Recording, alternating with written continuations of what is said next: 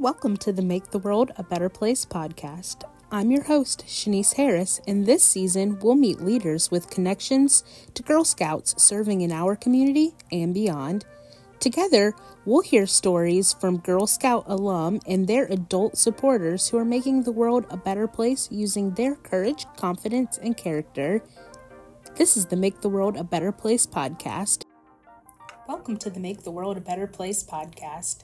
I'm your host, Shanice Harris, and today's guest is Noorain Khan, Girl Scouts of the USA's National Board President, the highest-ranking volunteer in our organization.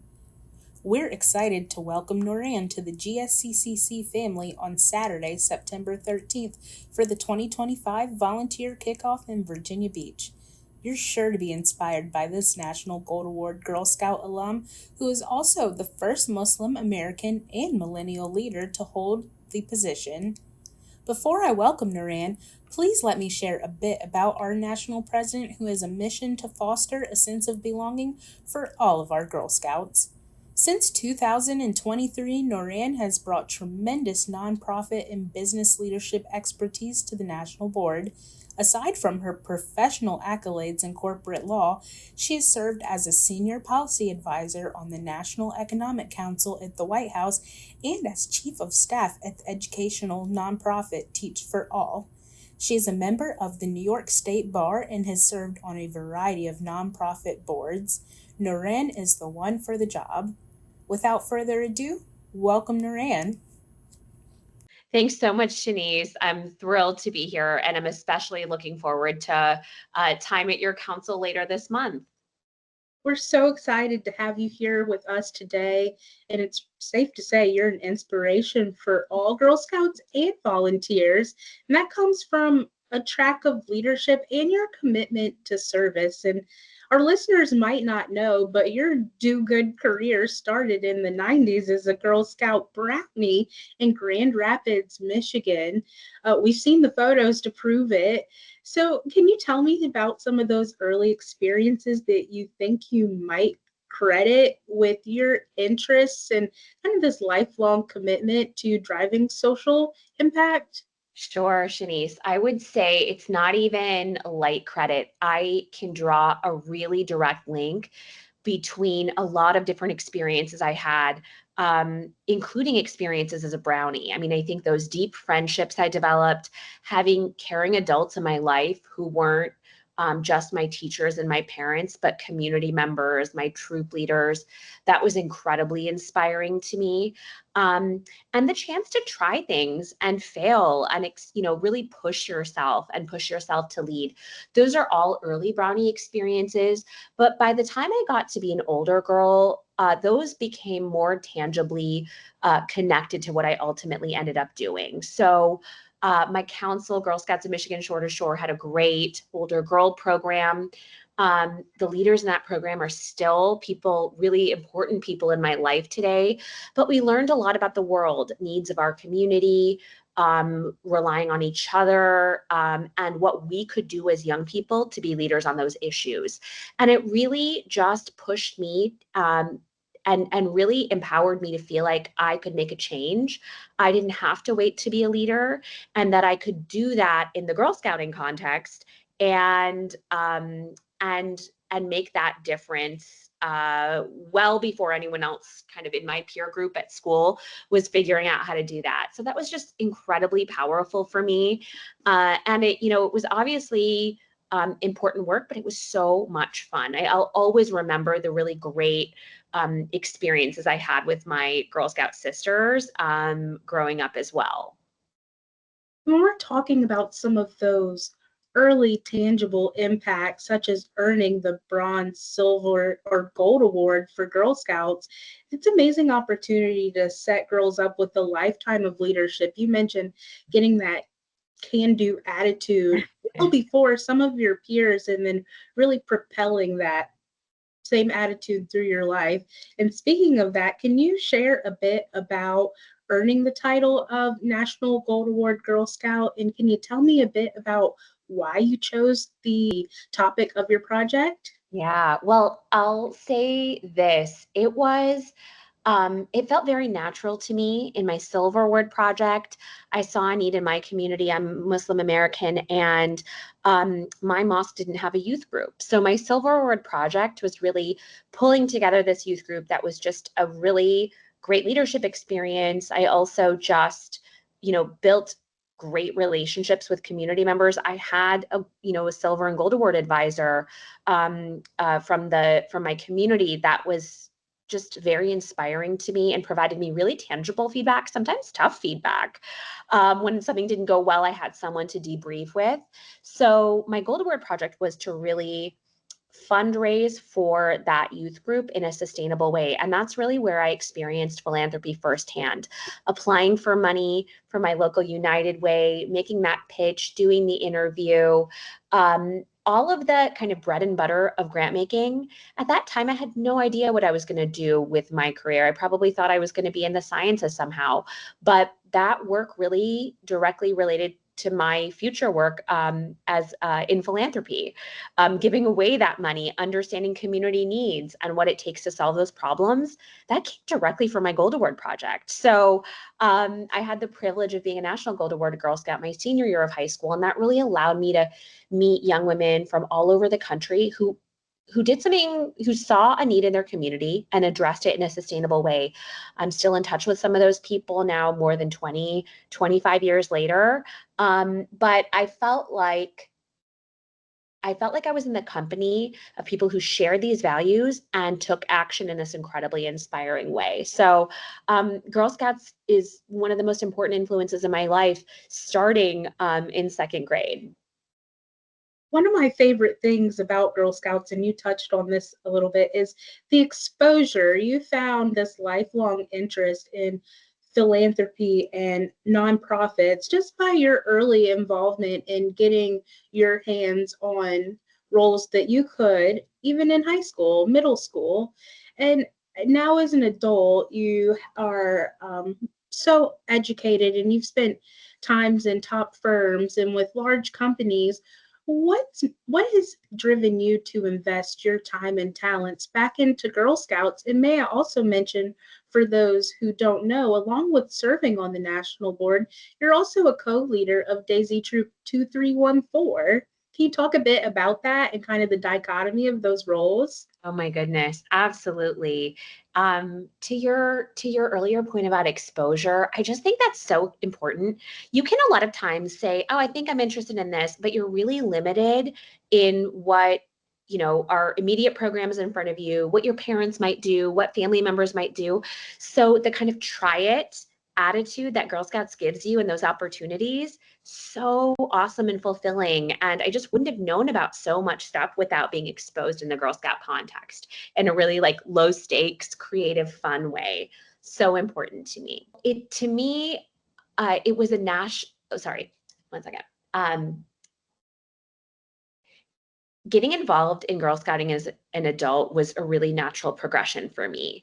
I left the girl experience when I was 18 and went to college, but this was like such an important part of my life. I knew I wanted to stay involved. So I was involved in campus scouting, in San Jacinto Council at Rice University, where I was. And then after that, I was a national volunteer partner when I was in law school.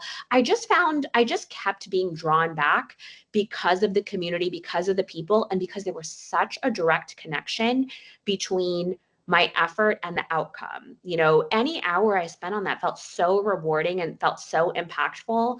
And truly, we're all about service. And I just loved watching young people be inspired and progress. It really pushed me too.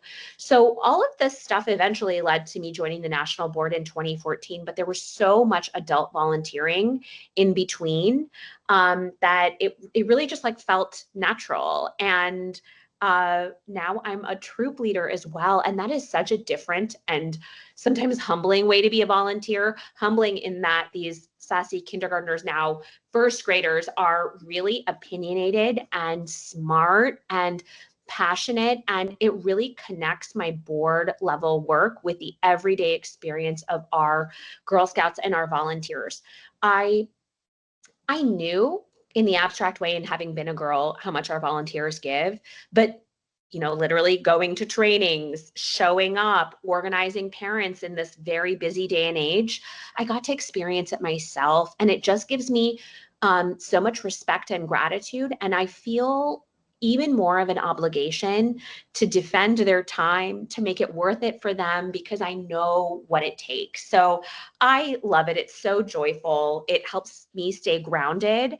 And I have to remember, like, I'm not building a Girl Scouts for my experience in the 1990s in Grand Rapids, Michigan. I am building a future for Girl Scouts, many of whom have not even yet been born, in every residential zip code in this country. So it's also just important for me to realize the diversity and the breadth of experiences. Being a troop leader does that, and having been a volunteer in so many different ways, nationally and globally, does that for me as well. It's amazing to see just the true confidence and the investment that you have in this organization where you're willing to lead on a national level, but you also get to see day to day with some of our youngest Girl Scouts how this program is actually making an impact, so much so that you've involved your own Girl Scout into the program. I think that that's a fabulous testament, and to any volunteers to see that your time is truly valuable and you're giving a gift to the Girl Scouts that you serve. It's wonderful. Thank you for sharing that. That's really awesome to see how you've grown in your philanthropy all through different ranks and roles in different organizations. It just shows how many ways there are out there to get involved if you're so interested. And with leading a troop, can you tell me, or even from the national level, you see our badges rolling out, we're talking about mental wellness, body Mhm. appreciation. What are some of your favorites right now?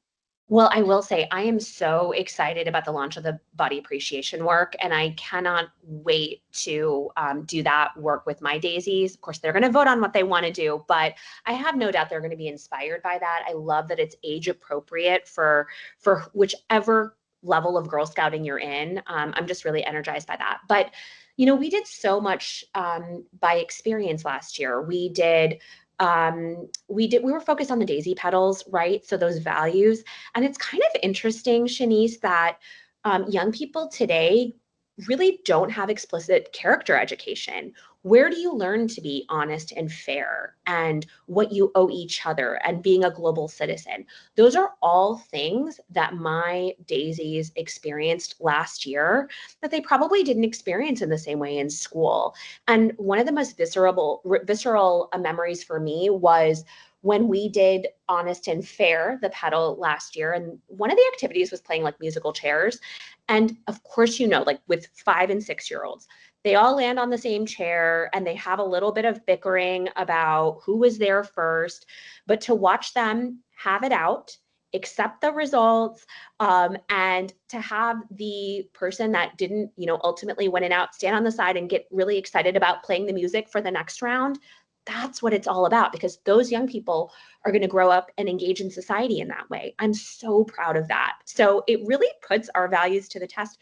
I know, because my daughter is involved in like every single activity ever. She's getting stuff in Girl Scouts that she gets nowhere else. And it's the stuff that's going to stay with her. I'm so proud of that. And it really is, I find it very motivating as a troop leader and as a Girl Scout parent. Girls grow and adults do too. That's one of my favorite parts, is seeing adult volunteers come out of their shells, try canoeing for the very first time because they want their Girl Scouts to get involved. It's so awesome It to really see. resonates. Like, Shanice, I don't mean to interrupt you, but I have to say that, like, I've had the privilege of being a leader in corporate contexts, in boardrooms and other places, but I really saw myself develop as a leader and communicator with those daisies. What I say to them, like, they need to be able to process it. I need to give them the space. I need to like think about user-centered design for our meetings with my co-troop leader. It really pushed me to think about being my very best. And I know that carries over elsewhere. And I'm certain it does for our other volunteers as well. We're all challenging ourselves to be a role model, especially when we have so many Girl Scouts looking up to us, and we can just really use our talents and our character to make their world better. I love that. So when we're talking about being a role model, a mentor, and your journey has been so profound with Girl Scouts. Can you talk a bit about some advice you may have for Girl Scouts or volunteers who want to leave this lifetime of positive impact, but they aren't sure where to get started with that? I have a lot of advice, Shanice. I think one is, um, I think a lot of people naturally expect that Girl Scouting is going to come into their life. Maybe they'll become a parent, maybe they'll be a troop leader. Raise your hand well before that. I think there are so many ways to show up, and we need to show a variety of different kinds of adulthood to our young people. So if you have the bandwidth and the capacity, show up and be a troop leader, be a council volunteer, raise your hand, become a donor, get involved in council leadership and governance. There's so many ways to do that, but I wouldn't wait till some magical moment in the future. Our young people need us now. So I think that's one piece. And I think two is we as Girl Scout members have a role in our future. We are a movement organization. We're a membership organization, and our voices matter and they count. You don't have to be a delegate from your council showing up at our national council to have a voice. We have governance structures that allow us to shape what Girl Scouting looks like. I really encourage people to get involved. And if you look around and you say, that's not for me, or this doesn't feel right, like you should still be a Girl Scout and make it for you. Find your niche, build a community around activities you think are important for young people to have. So I just say, raise your hand and show up and be there. Be there for your community and the young people in your community and those Girl Scouts. That is fabulous advice. I think just having the confidence to raise your hand once and try something, and then that will end up snowballing into Totally. confidence that a lot of people didn't think they would have, and leadership skills just blossom. It's amazing. And what a Amazing. fabulous full circle moment from you. Oh, You're an amazing testament thank to the you. power of Girl Scouts. And Yeah. Can I jump in with one more thing that I absolutely. I think it's, I said raise your hand and show up, but I think it's really fun to bring a friend. My co-troop leader and I have been friends for a long time. We ended up becoming parents at the same time. She and I were coworkers at one point in the past. But there's a whole new level to our friendship. I just love planning with her. I love doing this with her. I think you could bring that same attitude to someone. We just have life is so busy these days. Why not spend these important experiences with someone you love and care about and want to spend more time with? So I think the bring a friend really helps make it rewarding and sustainable too. And I'll say this is pretty surprising, but my co-troop leader was never a Girl Scout herself, but she knew what she wanted for her daughter in terms of courage, confidence, character, life skills to thrive, becoming a global citizen. She knew she wanted that. And because I never stopped talking, she knew that Girl Scouts was a place where that could happen. So we get to work together, but Shar, my co-troop leader, makes all of it so much more fun and rewarding and special.